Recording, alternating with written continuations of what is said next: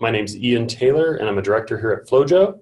My email address is listed there, taylor@flowjo.com. Feel free to reach out.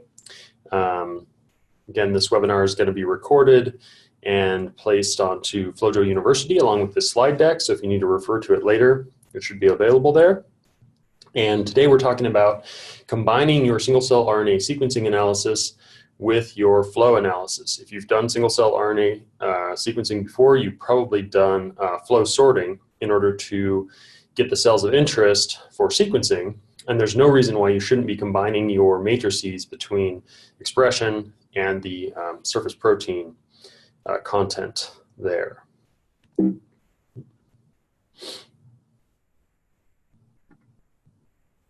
Kill my video here. So just a quick overview of what I'm going to cover today. I'm going to be working with some lupus data that was provided by the AMP consortium very generously. And that data did contain both flow FCS files and an expression matrix saved as a CSV file. Using a little bit of magic in R programming and some metadata that mapped the plate ID and well ID of each flow sample to the expression matrix of cell IDs, we're able to create a gigantic data file that contains both the flow parameters there and the expression matrix itself for the RNA gene parameters or RNA expression values. The data itself, when loaded into SeqGeek, looks like the following. And this is actually demo data. If you download SeqGeek and get a trial, you'll have access to this AMP SLE merged data file, which contains about 7,000 cells, 30,000 gene parameters, and 17 flow parameters. Now, 6 of those are scatter parameters, so there's actually 11 proteins recorded in those flow parameters, protein expression, I should say. The data itself is a human kidney model. Again, flow sorted, where we did, or the collaborators did single-cell RNA sequencing on it, and then we were able to merge those two pieces of information. Once you've loaded the data into SeqGeek, probably one of the first things you're going to want to do is perform some quality control. And so we've provided a quality control button that opens a quality control platform in the form of 2 graph windows. These graph windows show some new parameters that aren't otherwise available, and they're usually used for quality control. So those are the metrics that we're going to utilize here. You also get some new derived observations within a gene view window, and I'm going to talk a little bit more about what gene view is in a moment, because for those of you who have used FlowJo, gene view is going to be one of the newest concepts in SeqGeek. I should also mention that we have this workspace, which is very similar to the FlowJo workspace, with one major exception. We have a gene set area at the top of the workspace, where we can see that any gene set we gate on becomes a new node there. In this case, quality genes contains 12,000 features. Now, these quality control gates that I've drawn here are meant to remove doublets and outlier genes that we don't want to use for further downstream clustering, at least not immediately. All right. Another thing unique to the single-cell RNA sequencing world is knee plots, which are often used for quality control. However, when importing an expression matrix into SeqGeek, oftentimes this knee calling will have already been performed. And in that case, you'll see a graph like this when you're confirming the knee calling, which is essentially just your quality cells. It's like a plateau within the data set if you were looking at a rank of genes expressed per cell in a log-log plot. If this had not had knee calling performed, we would see a drop-off in events here in gene expression per cell, and then it would flatten out again. Those would represent our dead and dying cells, and then further on it would drop again and flatten out where we would see some debris. But in this case, as in most, the expression matrix has already been filtered for quality live cells. So we probably don't need to do any adjustment there at this time. The other type of quality control filtering that we get asked a lot in support is on mitochondrial expressors, and basically people want to remove those cells, excuse me, that are expressing mitochondrial genes at a high level relative to the rest of the genes. And we can actually do that in SeqGeek.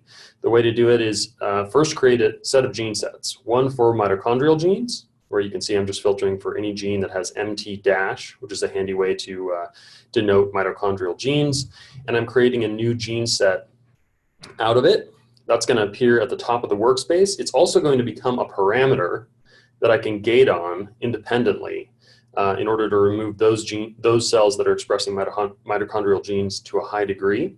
I can also create a gene set for all of the rest of the genes, basically just using some Boolean logic to remove these mitochondrial genes.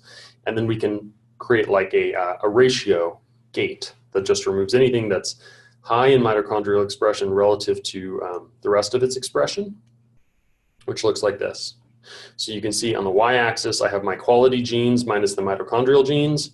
And on the x-axis, I have just the mitochondrial genes. So I'm gating on, low mitochondrial expression relative to the rest of my genes, and thereby removing any cells that might be dead or dying. Just another way to perform quality control in single-cell RNA expression matrices. Next, again, kind of just to illustrate that it's possible to use your flow parameters in SeqGeek. I'm just gating on our normal size gates and gating out singlet events, just the way that you would in FlowJo or in a flow experiment. Now we want to go on and do some clustering. This is because we have so many different parameters in this data set, more than 30,000. We need to take some unbiased way of clustering out the different populations available there. And so first I want to show that there are plugins available in SeqGeek, two of which can be used for clustering, Monocle and Seurat. I'm going to be focusing on the very popular Seurat pipeline in the next couple of slides. All of the plugins here are available at exchange.flowjo.com. So I would encourage you to check those out. If you do end up using the exchange.flowjo.com plugins, they come with some documentation that will help you with setup. That's important because some of these, and these are two good examples, rely on dependencies in R that do require a little bit of setup. If you have any questions on that, feel free to write to me, Taylor@flowjo.com, and I'll be happy to walk you through the process there. When you first open up Seurat, you're going to see this interface where we can set some different quality control filters. We can set up the normalization that we're performing. By default, it will be the negative binomial. We can also choose the set of genes that we want to run the Seurat clustering on. And it's going to develop dimensionality reduction parameters for t-SNE-X and t-SNE-Y, as well as performing clustering based on a graph-based k-nearest neighbors clustering algorithm. Once we've run Seurat, we're going to get the following kind of outputs. So on the left, this is just a static plot generated by R, but it's importable into SeqGeek simply by dragging and dropping the Seurat node into the layout editor. And it's showing us relative coverage of the genes for each cluster that was developed. And then on the right, we're seeing the t-SNE mapping that was developed out of the Seurat pipeline, overlaid with the different clusters that were produced. And these are just populations within the workspace. If you're used to a flow experiment in FlowJo, they're going to appear in the same way, and we can create an overlay just like you would in FlowJo. So that shows us some clustering, totally unbiased. I'm not sure it's the best that we can do, however, and there is a t-SNE option to run natively within SeqGeek. And when I ran that, it looked a little bit nicer. We're getting some cleaner clusters here. However, when I overlay with the Seurat clusters, they're in good agreement. So that's a comforting thing to see. And so this is just another dimensionality reduction, again, performing t-SNE natively within SeqGeek. All right, so next, obviously what we want to know is which cluster is what? What are the different cells that we've now produced mapping for? And since we have protein information from the flow parameters, why not use that to dig deeper into the data? The really obvious way of using our flow parameters is just doing canonical gating. So here we can see that CD3 versus CD19 will pull out our B cells and our T cells. And if we dig deeper into T cells, we can do normal hierarchical gating, wherein we can look at our killer T cells or cytotoxic T cells and our helper T cells here, just as an example. But there may be an easier way in this case, especially since we have such, well, we have 11 fluorescent channels. We can actually just use multigraph color mapping, which is a new feature in SeqGeek on our flow parameters in order to see which clusters are lighting up for which markers. In order to run that, you're just going to right-click on the plot of interest, in this case our whole TSNE map, choose Make Multigraph Overlay, and select Multigraph Color Mapping there. That's going to bring up the following prompt on the right, which is going to allow you to select the gene set and or genes that you want to run this on. And in this case, I want to run all of the different fluorescent flow parameters. So these are our different antibodies that were created in the merge at the very beginning of this talk. Once I click OK, it's going to go ahead and color map this TSNE plot by each of these flow parameters. And we get this really satisfying and beautiful, I think, illustration of what TSNE is mapping. So for example, right in the middle here, we see our B cells are popping out really nicely. If we look for CD3, we can see this is our T cell cluster. And within T cells, we have our cytotoxic T cells, and we have our, let's see, my window's in the way. And we have our helper T cells here. We also probably are looking at epithelial cells here, CD45 negative, and our monocytes here. So we can begin to do some cell calling just based on this color mapping of flow parameters. Now, if you only had the single-cell RNA sequencing expression matrix, this would become much more difficult. We would need to do something like gene set enrichment analysis, or look at various different gene sets that define our phenotypes. It would become a much less trivial process. But since we have those flow parameters, this is made actually really, really simple. So here's what we get in terms of cell calling. And of course, this TSNE map is run on data that's been normalized. Next, what we might want to do is look at the expression matrix. So far, we've been a little bit focused on the proteins that are available, but obviously, since we have the single-cell RNA sequencing analysis, we should be looking at more of the genes that are available in those data sets as well. So in order to begin differential expression analysis, we want to make a comparison. You're always going to be comparing between two populations in order to do differential expression. And in this case, I'm comparing those cells that are not in the B cell population with those that are B cells. So this is essentially a comparison of B cells versus everything else. And I know that in this x-axis because the B cell population has a minus sign here, which means a Boolean NOT gate has been applied to the B cells population. Looking at that same plot in a graph window, it's going to look like this. Again, not B cells versus B cells.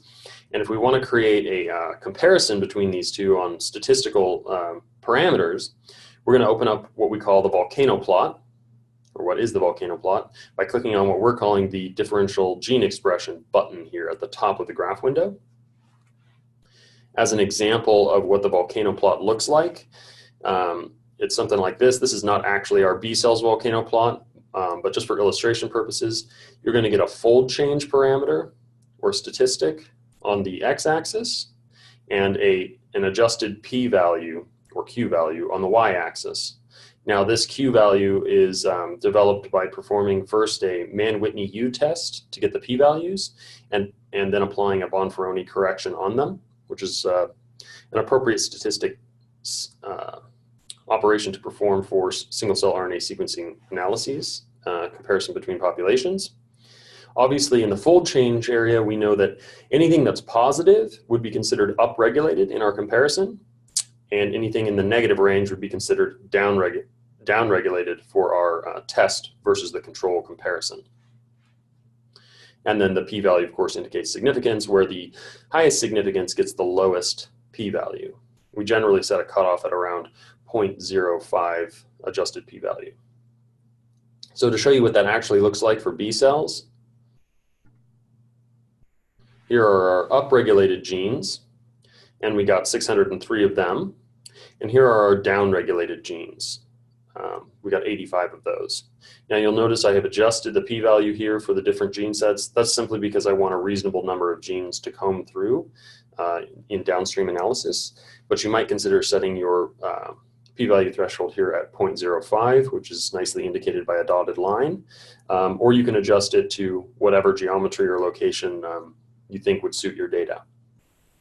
So we leave that kind of open to the researcher.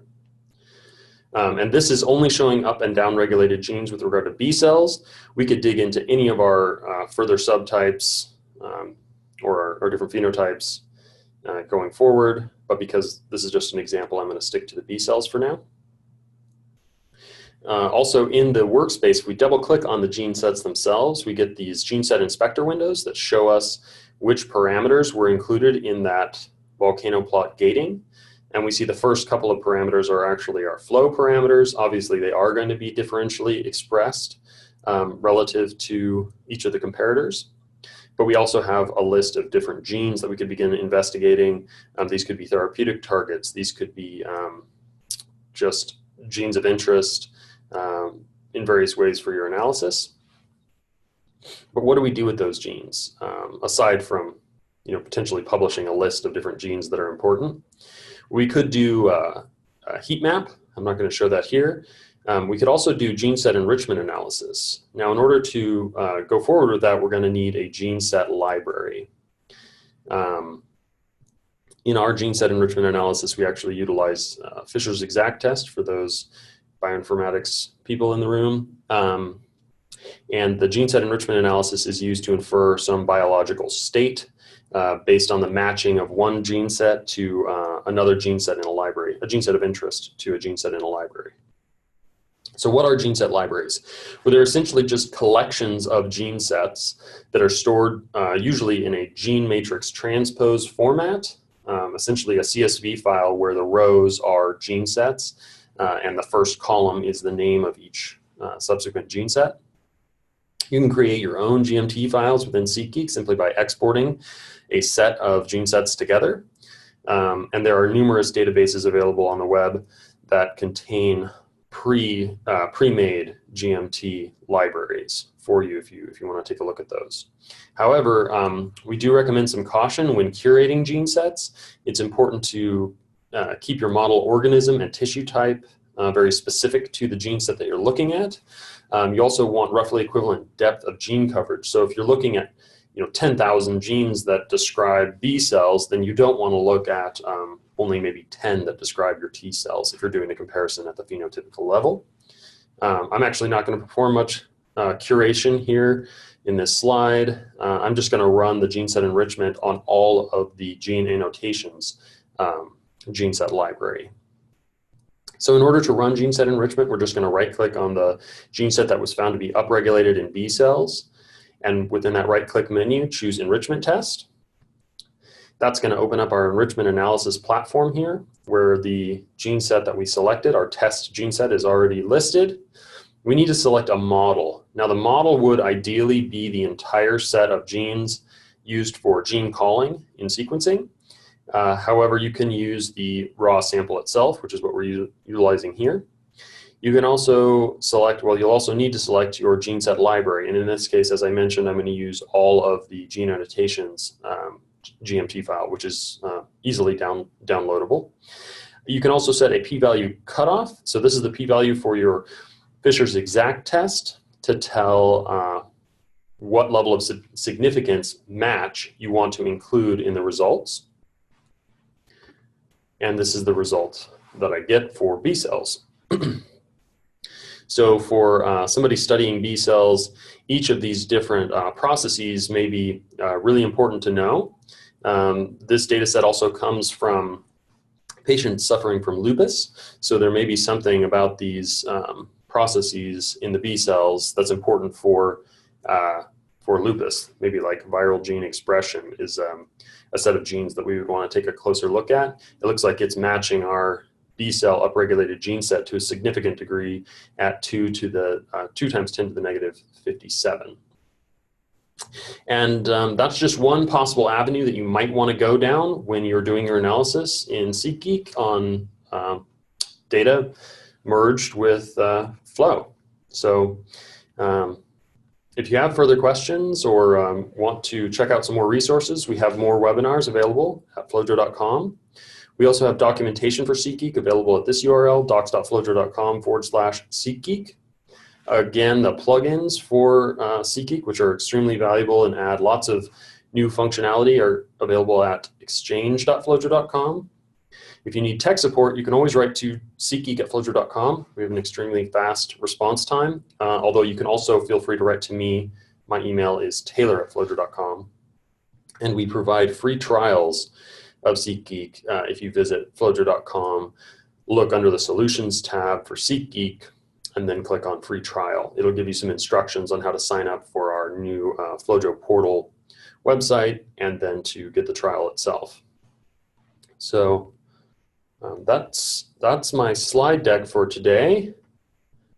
Go ahead and turn my video back on and just ask, I noticed there's a few people joined us today, so if you guys have any questions, feel free to post those in Q&A or into the chat, and I'd be happy to address those questions for you. Otherwise, like I say, do feel free to reach out to me, taylor@flowjo.com. If you'd like to set up a one-on-one demo, I'd be more than happy to do that, or just answer any questions you have about merging your data, flow data with single-cell RNA sequencing and performing the analysis therein. You can see that in the background here.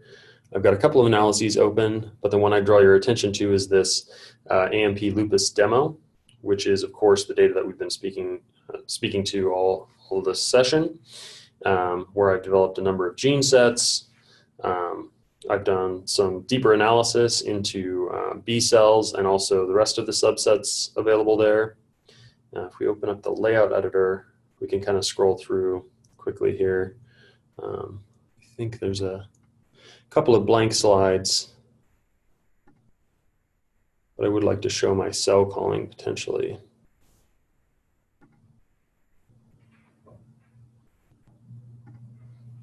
See if that'll pop open. There we go. And of course, within the layouts, we can change any of the different coloring used here. We want a yellow. Actually, I think I like that previous color.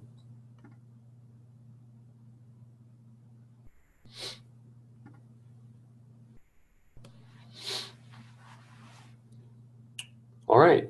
Well, it seems like I'm not getting any questions, but maybe you guys are all still pondering this or signing up for a trial currently.